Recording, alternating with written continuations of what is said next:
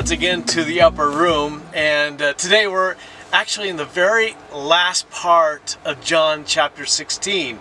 So if you'll turn there, really interesting, because what we're getting into today are the last things Jesus says to his disciples before John 17 is his entire prayer, and we'll get into that of course, but this is the last instruction to his disciples, and I think you'll find it fascinating. I do. It's verses 31 through 33. When I was a kid, I didn't go see a lot of movies. If you remember that far back, you know, it wasn't that you could just turn on your TV and see movies all the time. And the two movies that I remember the most, that might have had the most impact on me, teamed together two great actors that just kind of had this magic between them on screen. These two actors were Robert Redford and Paul Newman, and the first movie was Butch Cassidy and the Sundance Kid. We've talked about that. Now it's time to talk about the other movie, and that movie was called The Sting. And if you never saw it, it's a classic movie. And the entire movie is about these guys teaming up to do a con job, a huge con job. To my recollection, I don't ever remember becoming aware before that moment of the idea of organized deception, and it really caught my attention. So what is a con job? A con job is defined simply as an act of deception, and so it intrigued me. I'd never noticed it before, but boy, I tell you what, in today's world, a con job can describe an awful lot of things, and I want that to be our first discussion question. Will you discuss together, and I expect this to be a fairly lengthy discussion actually, the con jobs that you are seeing going on in our world today, or that maybe you remember from years gone by, and just have a great talk about this. I think there's no lack of material for this conversation. It'll probably be more of an issue of trying to limit the conversation down to 10 minutes or whatever you decide is appropriate. So have a great time discussing the con jobs of the world in which we live.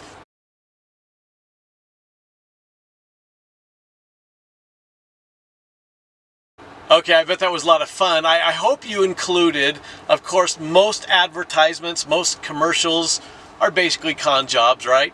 And then the big ones, of course, in our culture, things like critical race theory, abortion certainly is a big time con job. You'd have to include climate change, as we watched the leaders of the world fly their jets over to Scotland not long ago, you know, and use up all that fuel and destroy the atmosphere so they could talk about how bad it is that we're destroying the atmosphere. But the one I want to land on for just a few minutes, and again, please do not characterize this teaching today as a discussion, as a talk on the pandemic. But the pandemic that we have been in for almost 2 years now is really interesting.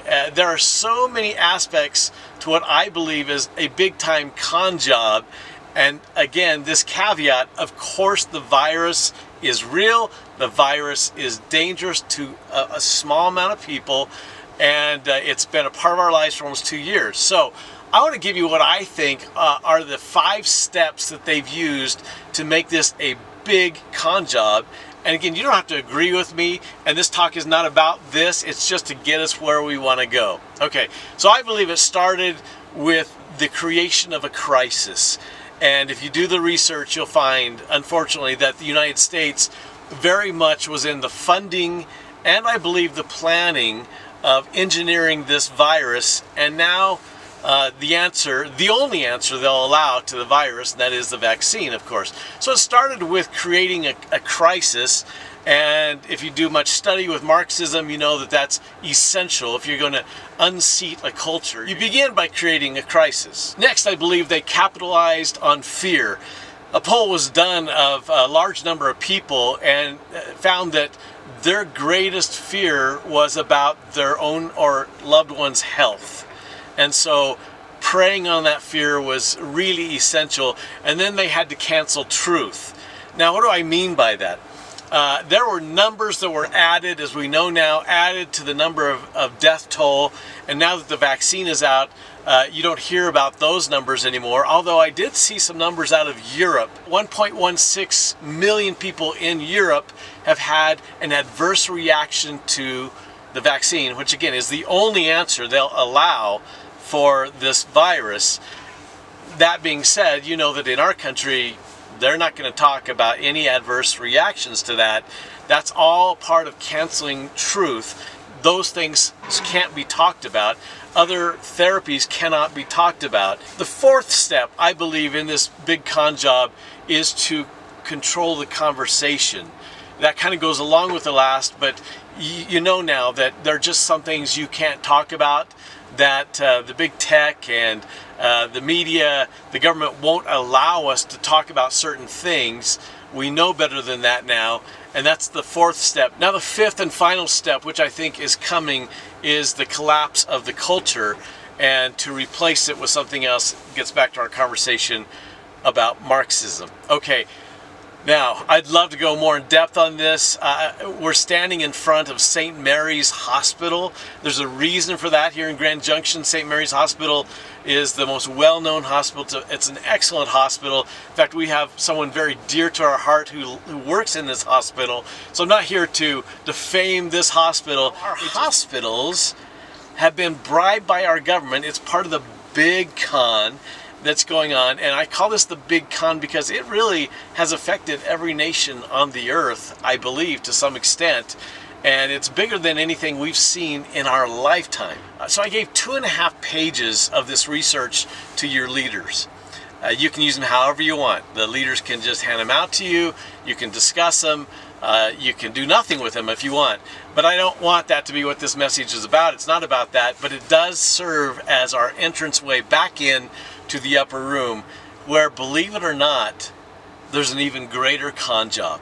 Now this one's a big one, you know, this one's a big one when I think of the hospitals in our country and how they participated, but this other one is enormous, and yet it's one that's very subtle that you and I may not be paying attention to. So we're back in the upper room, and again, these are the final things Jesus is going to say to his disciples before he prays. It's a lengthy prayer that we'll get into, and then leads them across the Kidron Valley to the Garden of Gethsemane. So we pick it up in John chapter 16, starting in verse 31. We'll read the 3 verses, and like always, we'll unpack them, and there's one thing I want to land on. So here we go.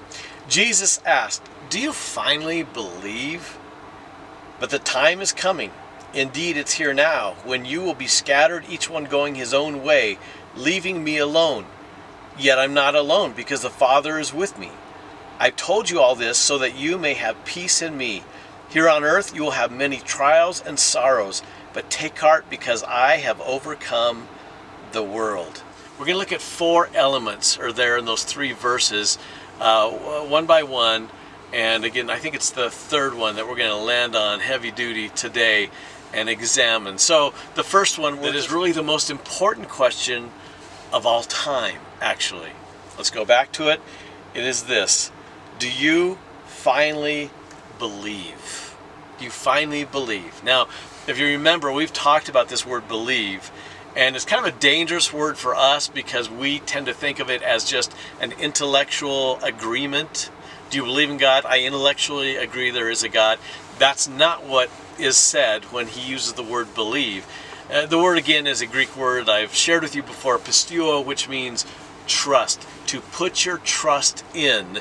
And so he's literally saying, do you finally trust me? Do you finally trust me? That is the greatest question of all time. Because in all your conversations with other people, you can talk about the age of the earth, you can talk about dinosaurs, you can talk about why is there suffering. We're actually going to talk a little bit about that. But those are not the big questions. The biggest question of all time is, do you trust Jesus?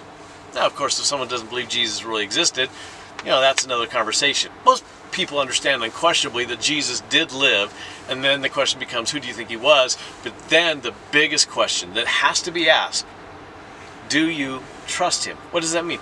It means, do you trust him with your life? Will you put your life in his hands? Is he trustworthy enough? And Jesus says to his own disciples after 3.5 years, do you finally trust me? We can't get away from how important that question is. And really, for those of you sitting and discussing things in your group, I hope you talk about that. Have I come to that place where I absolutely trust him that he is who he claimed to be and that he is the best one to have my life in his hands, and I trust him to run my life? Okay, that's what all of life is really about. When we come before God, the Father, he will say, what did you do with my son? The correct answer is, I trusted him with my life. I believe him to be the Messiah, the one sent to take my sins. I trust him for that.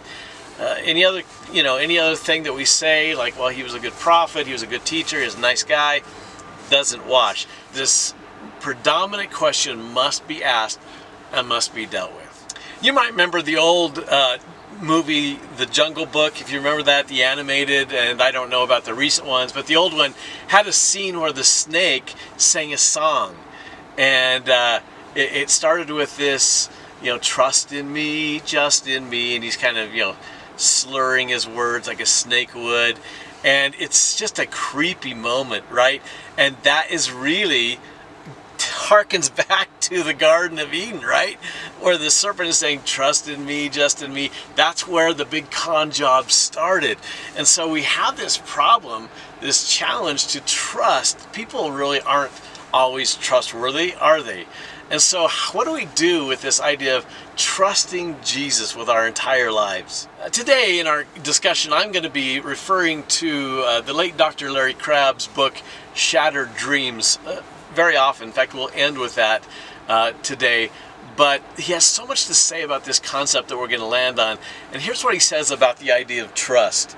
The first commandment of fallen thinking is trust no one and you shall live. The second is like it, to make life work, trust only yourself and what you can control.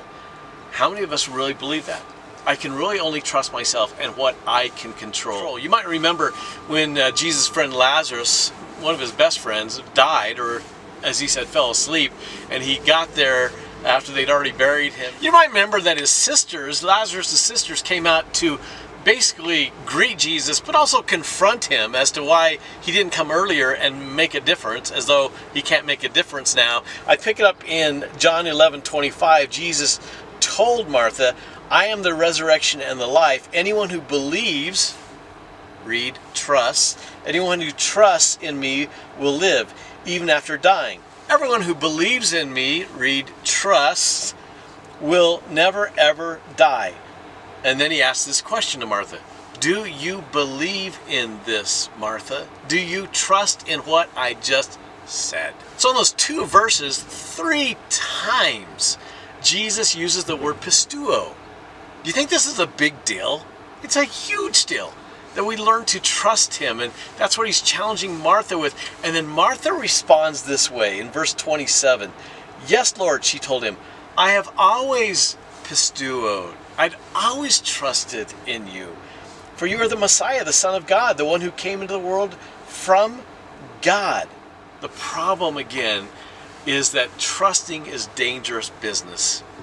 Because it's always a dangerous thing, at least we believe it is, to put our lives in the hands of someone else. And yet that is the ultimate question. So the big question is about trust.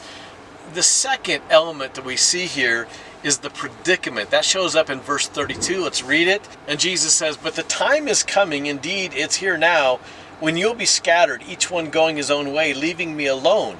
Yet I'm not alone because the Father is with me. Okay, the predicament is loneliness. I want to suggest to you that loneliness comes from living in a fallen world and dealing with our own fallenness. Mother Teresa put it this way, there is much suffering in the world, but the greatest suffering, she says, is being lonely, feeling unloved, having no one. I want to tell you that I really do believe that loneliness, which plagues this world, which plagues most people we know at some point, loneliness comes from this fallen culture. Jesus says when he states the predicament is, you all will be scattered. You're going to leave me. You're going to desert me. And so it'll seem like I'm alone, but he says, but I'm not alone. Until he's on the cross and he says this statement, Father, why have you forsaken me? Where have you gone? For the first time ever, Jesus is alone. Now, let me ask you, He said he wouldn't be alone because the Father would be with him. The Father was with him until what? Until he took the sins of the world. I believe it is at the moment on the cross when he says this is when he has just taken on all sin of all mankind forever. And he is now alone. Do you see how important this is? The predicament is you're going to leave. And did that come true? Like everything else Jesus said, they all left him. They all left him, you know? Nobody went actually to the cross. John was at the foot of the cross, but none of them were on the cross with him. None of them took on the cross with him. They all left. They all scattered. What Jesus always said always comes true. And then there's the predicament. Then I'll be alone. And he says, but I won't be alone. That's really essential that you and I understand that. That when we're feeling alone, it is coming from the idea that we are now living in some kind of fallenness in the world, but even our own fallenness, our own sin is what brings loneliness. I truly believe that. That's why Jesus invites us into community, and we talk about that all the time, because we were not meant to be alone. What did God say when he looked down at Adam? He had said, it's good, it's good, it's good, and he looked down at Adam and said, that's not good. Why? Because he's alone. And then he becomes very alone when he sins, remember that? And he hides, and he's embarrassed at how alone he is. And he feels like he no longer has communion with God. It is our fallenness that breeds loneliness, and it is the predicament that we deal with in life.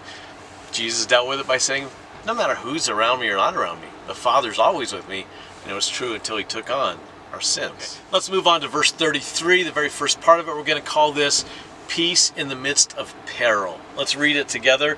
He says, I have told you all this so that you may have peace in me. Now notice where Jesus says you don't find peace. He says that you find it in me, but what that means is you don't find it in circumstances.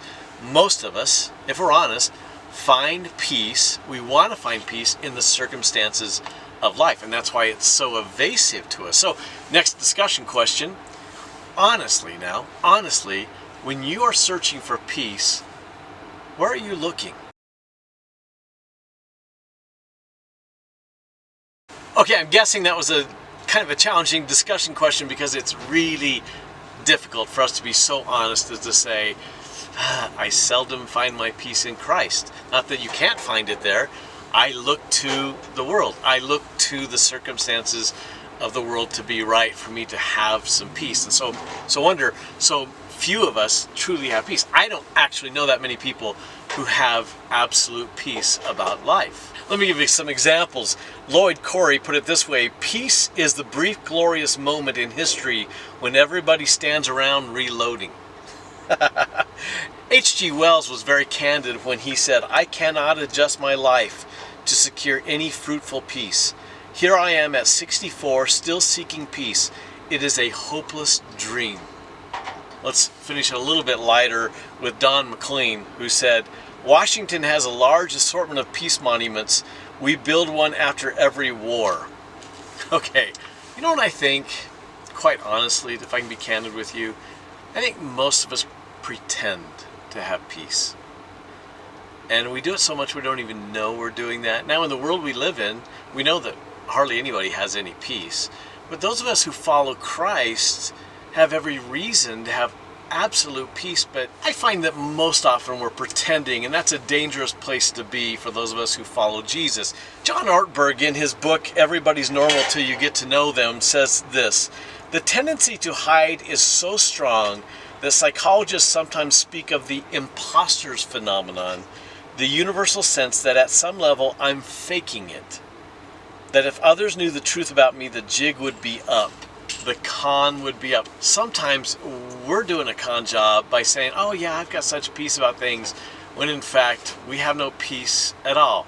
Now Jesus says, I give you this peace, and now look at the second part of this, in spite of the peril, and this is where we're going to land today, all right? This is what today is about. The second part of verse 33 reads this way: here on earth you will have many trials and sorrows. It's an interesting word. It's the word thlipsis, and it's actually two words with one meaning, and we're going to use the word peril, okay? It's suffering, it's hardships, but here's where we land. Jesus stated a truth that we just struggle with. On this earth, in this life, you will have hardships. You'll have peril. Quite honestly, we live our lives in fear of peril, don't we? Do you remember the columnist, the lady that gave out opinions and counseling in the newspapers for years? Her name was Eppie Lederer. Do you remember her? Oh, she didn't go by Eppie. She went by Ann Landers. Fun fact for you, you heard of Dear Abby? Remember Dear Abby? Dear Abby, lady named Abigail, was Ann Landers' identical twin sister. They both did the same thing. They both were in the same business of giving counseling in the newspapers. Anyway, she was asked about the people that wrote in. Ann Landers had over 10,000 letters a month that came into her. Can you imagine trying to answer all those letters? And someone once asked her, what is predominantly the theme of the letters that come to you? And she, without batting an eye, she said this one weird. Without batting an eye, she said this one word: fear. Fear. We all live in fear. And again, what are we fearful of? Most of us are fearful that we will have to endure hardships, peril, turmoil. We think about it, we worry about it, we're fearful of it. That's why this con job of the pandemic worked so well, because they were able to create a culture of fear in all of us. And so you may be saying, okay, so where's the con job in this, Steve? Well, the con job obviously doesn't come from Jesus. Jesus was incapable. He is incapable of ever distorting truth. He can only speak truth. The lie, the con job, the deception comes from the father of lies, of course. And it stems from what Jesus just said. In this life, you will have peril. You'll have hardships and troubles and trials. The con is in the response to that, coming from the father of lies, and that response is, we shouldn't have to endure hardships. That's the con. And most of us believe it. We shouldn't have to endure hardships. And who's to blame? That's the next question. Who's to blame? Well, if you believe in a God and that He's an all-powerful, all-knowing, and in-control God, obviously God is to blame for any hardships that we have. And He must answer for the hardships, for the peril in our lives. There's the con. That's the biggest con of all time. It really is. This pandemic con is nothing compared to the fact that most of us in this world believe that God is responsible and should answer for the hardships of our lives. I take you back to John chapter 8, verse 44, where Jesus says to the Pharisees who are calling Him a son of the devil, He says, for you are the children of your father the devil, and you love to do the evil things he does. He was a murderer from the beginning. He has always hated the truth because there is no truth in him. When he lies, it is consistent with his character, for he is a liar and the father of lies. That is why this con job that we talked about in the introduction is obviously from the evil one, because it involves lying and it involves murder. Again, where did it come from? Genesis 3:1, the serpent was the shrewdest of all the wild animals the Lord God had made. That word shrewd means clever in a very selfish way. That's why Jesus would say in John 10:10, the thief comes to steal, kill, and destroy. That's why he's here. That's what he's about. I've come to give you life. Now the question is, can you trust Jesus in what he said there? The serpent, if you wonder about that in the book of Revelation, the serpent is equated to the devil. It wasn't just a snake in the garden saying, trust in me, just in me. It really was the evil one. Okay, with that established, what do we do? If we have bought into that con, at any point in time in our lives, if we've ever said, God, you owe me an explanation. God, why have you allowed this to happen? How can this life be filled with hardships? I want to take you to something Paul wrote, and it's in 2 Corinthians chapter 12. We're going to read verses 7 through 10. Here we go. I have received such wonderful revelations from God. Okay, we know that Paul spent a lot of time alone with Jesus after his conversion. Now he refers to the revelations, the things that God has been revealing to him. So to keep me from becoming proud, That makes sense, right? I mean, if Jesus was revealing specific details to you that he was not revealing to other people, do you think there'd be a temptation maybe to go, I'm pretty special, yeah? That must be somebody, right? Paul says that was the temptation. And he said, so in order for me not to become prideful, I was given a thorn in the flesh, a messenger from Satan to torment me. The word torment means harass, and to keep me from becoming proud. It makes total sense, doesn't it? Pride is what got Satan kicked out of heaven. Pride is really at the source of all of our sin. And so just the idea that I might become prideful, Paul says, I was allowed to experience something very challenging. Okay, let's go on to verse 8. Paul says, 3 different times I begged the Lord to take it away. Each time he said, my grace is all you need. My power works best in weakness. So now I am glad to boast about my weaknesses, so that the power of Christ can work through me. That's why I take pleasure in my weaknesses and in the insults, hardships, persecutions, and troubles that I suffer for Christ. When I am weak, then I am strong. What is Paul doing? He's dealing with the con that I shouldn't have to have these hard things in life. I shouldn't have these perils in life. Discussion question. You've probably heard that passage before. Here's the question. Why is it that we're most interested in what is that thorn in the flesh? Aren't we? Anytime we've taught on this, people want to know, what is that thorn in the flesh? Is it a psychological thing? Was it a physical thing? A spiritual thing?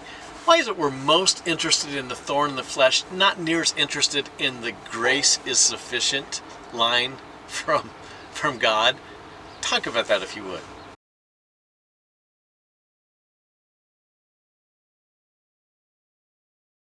Okay, so the con is on.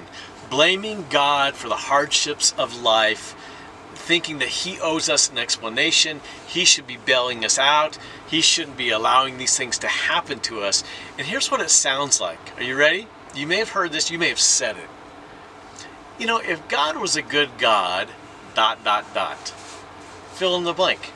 He would do this, he would say that, he wouldn't let this happen. If God was a good God, that's the con. You have bought in, I have bought into the greatest con of all time to think that God is not good and demand from him answers because tough things are happening in my life. So here's the takeaway for today. While most people, and I mean most people, even in the church, during difficult times tend to turn on God and in a way run from God, the key is to turn toward God and run toward God. All right? How do we do that? Paul tells us that Jesus says, my grace is sufficient for you. What does that mean? Grace is the word charis. It can often mean gift. The gift of my presence in your life is enough. That's what he's saying. Again, do you trust that? Do I trust that? That the gift of the presence of Jesus in his Spirit in my life is enough to deal with whatever comes our way in this life that we would consider hardships, trials, peril. Let's look again at what Paul said. How did he come through this? I take pleasure in my weaknesses and in the insults, the hardships, the persecutions, and troubles that I suffer for Christ. Has Paul lost his marbles? Have you ever heard anybody talk like that? I take pleasure. I actually have come to a place where I enjoy the difficulties. How is that possible? There's an old Broadway play called The Death of a Salesman, and in that play there's a guy named Biff, and he's talking about a guy named Willie. And Willie as a salesman just is ineffective and it all falls apart. And Biff is talking about him and he says this, he had all the wrong dreams.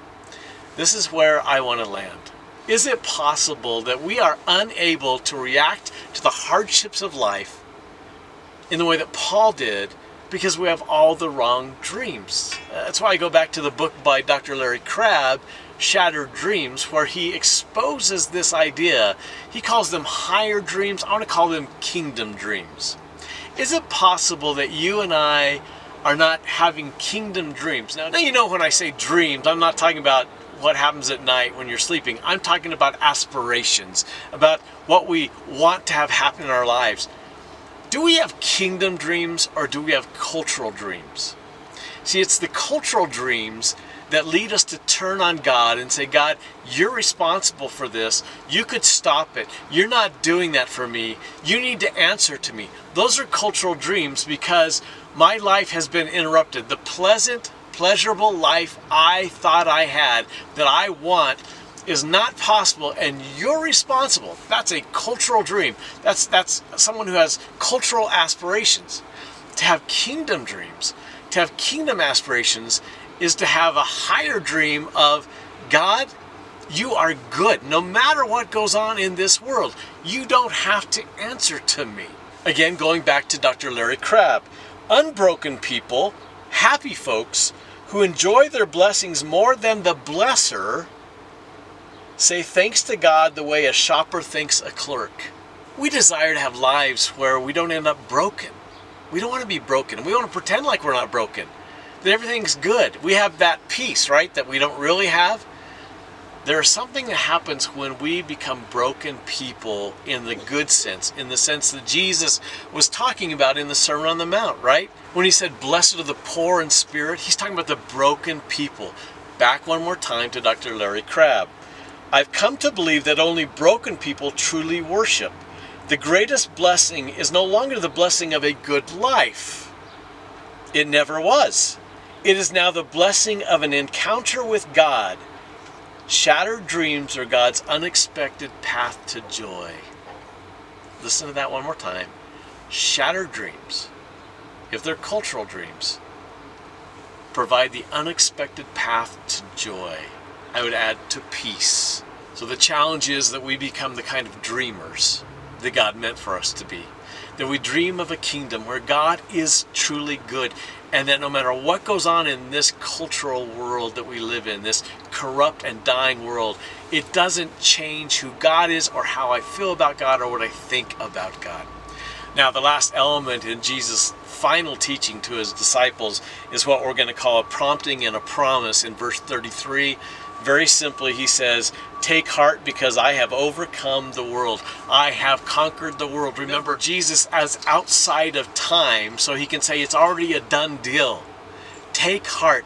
Be encouraged. The last thing he says to his disciples, whose lives are going to get turned upside down real quick now. They're going to experience this hardship, these trials, this peril. He says, be of good courage. Be courageous because I conquered the world. It all ends in the perfect way. What a great wrap-up that is to the entire time in the upper room. The only better thing he could do to wrap it up is to now pray, and he will do that. I want to conclude our time together by reading you a parable that Dr. Crabb wrote that I think really explains what all of this is about. It is time we stop buying into the con job that is going on all around us, of people even in the church saying, I shouldn't have to deal with this, whatever this is. Hardships, physical, financial, family, relational, you name it. I shouldn't have to deal with this. God needs to answer. God needs to bail me out. Now, listen to this parable.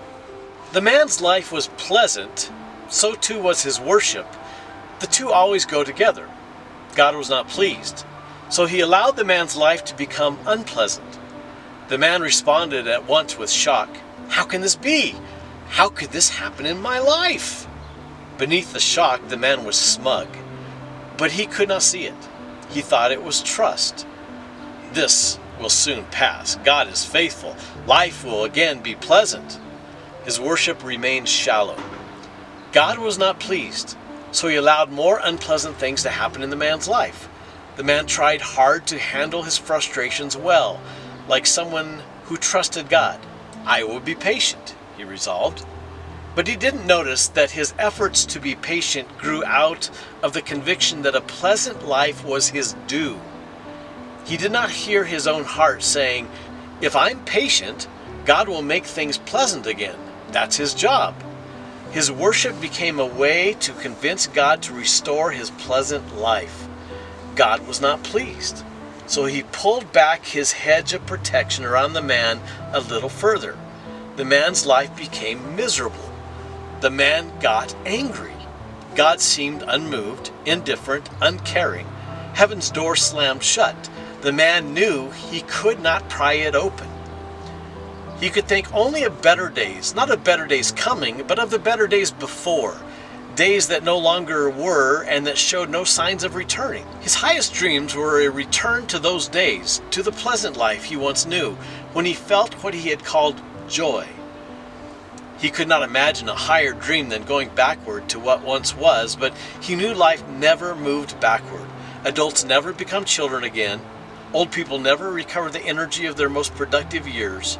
So he lost hope. God had withdrawn his blessing, and there was no indication he would change his mind. The man fell into depression. His worship stopped. God was not pleased. So he released the forces of hell into the man's life. Temptations that formerly were manageable now became irresistible. The pain of living was so great that the pleasure the temptations afforded, relief really, seemed reasonable and necessary. But after the pleasure came a new kind of pain, a kind of pain that covered his soul with a fog that not even the brightest sun could penetrate. The man could see only his pain. He could not see God. He thought he could, but the God he saw was the one whose job it was to relieve pain. He could imagine this God, but he could not find him. He addressed the only God he knew. He begged for help. Beneath his words of pleading, he could almost hear what his heart was saying. You owe me help. I will never believe I deserved all this to happen. This pain is not my fault. It's yours. His worship had always taken the form of a demand, but now the demand was so obvious the man could almost recognize it. God was not pleased, so he let the struggles continue, and God allowed new troubles to come into the man's life. In the part of the man's heart that dreamed his greatest dreams, he had been certain he would never have to face these new troubles that were now in his life. For years he had said in his heart, without actually hearing it, that could never happen to me. If it did, my life would be over. If that happened, I'd have no choice but to conclude that God isn't good. I would have to dismiss God, and no one, not even God, could fault me. But still the man could not hear his heart speak. What he could hear was a seductive voice that made the worst temptation he had ever faced, to lose hope in God, seem noble, bravely defiant, the only way left for the man to find himself. The battle waxed hot, but a flicker of hope remained. The man held on to his faith. Even as he did, he could not hear his heart saying, I have every right to give up on my faith, but I'm choosing the truly noble way. I still believe in you. I still believe you're there, and that my highest hopes for joy, whatever hopes are left, lie with you. Does that impress you? If not, my God, what does? His worship was more desperate than ever, but it was still proud. God was not pleased. So he allowed the man's trials to continue and his pain to remain unabated. God kept his distance from the man. He provided no comfort, no tangible reason to hope. It was difficult for God not to make everything better in the man's life. It was even more difficult for him not to appear directly to the man and assure him of his presence. But he didn't. God had a greater dream for the man than a return to a pleasant life. He wanted the man to find true joy. He longed to restore the man's hope for what mattered most, but still the man did not know what that was. The fog around the man's soul thickened until he could feel it like walls closing in. All that was left was mystery. There was fear, certainly, even terror, but more acute was the sense of mystery, the mystery of a bad life and a good God. Where was he? When the man became most aware of his need for God, God disappeared. It made no sense. Was God there or not? If he was, did he care or didn't he? The man could not give up on God. He remembered Jacob, so he began to fight. But he fought in the dark, a darkness so deep that he could no longer see his dreams of a pleasant life. In deep darkness you cannot see, but you can hear.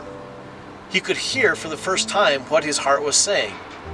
Bless me, he cried. From his deepest soul he could hear words reflecting a resolve that would not let go of God. Bless me, not because I am good, but because you are good. Bless me, not because I deserve your blessing, but because it is your nature to bless. You really can't help yourself. I appeal not to who I am, You owe me nothing. I appeal only to who you are." He still saw his pain, but now he saw God, and the cry for blessing was no longer a demand for a pleasant life. It was a cry for whatever God wanted to do, for whoever he was. The man felt something different. It was the beginning of humility. But the very fact of what it was kept him from seeing what it was. The man had forgotten himself and discovered his desire for God. He did not find God right away, but he had hope. Hope that he might experience what his soul most deeply longed for. Then he saw it. Fresh water bubbled up from a spring in the desert of his soul, and he saw it. It was a new dream. He could see its contours take shape.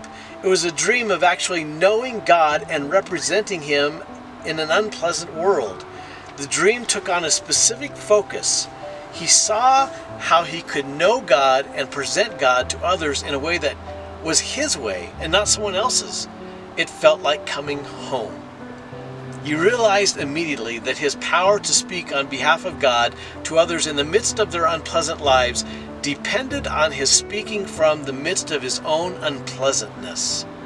He had never before felt grateful for his troubles. His suffering became to him a doorway into God's heart. He shared God's pain in his great project of redemption. Suffering together for a single cause made him feel closer to God. A new thought occurred to him. I will join with whatever forces are opposed to the root of this unpleasantness. I will ally with goodness against evil. I will not wait to see more clearly what my hand finds to do, I will do. But I will stay close to the spring. My soul is thirsty. A pleasant life is not water for my soul. Whatever comes from God, whoever God is, this is the only true water, and it is enough. The man worshiped God, and God was pleased. So God kept the water bubbling up out of the spring in the man's soul. Some things in his life got better. Some things stayed the same. Some things got worse. But the man was dreaming new dreams, greater dreams than a pleasant life. And he found the courage to pursue them. He was now a man with hope, and his hope brought joy. God was very pleased. So was the man.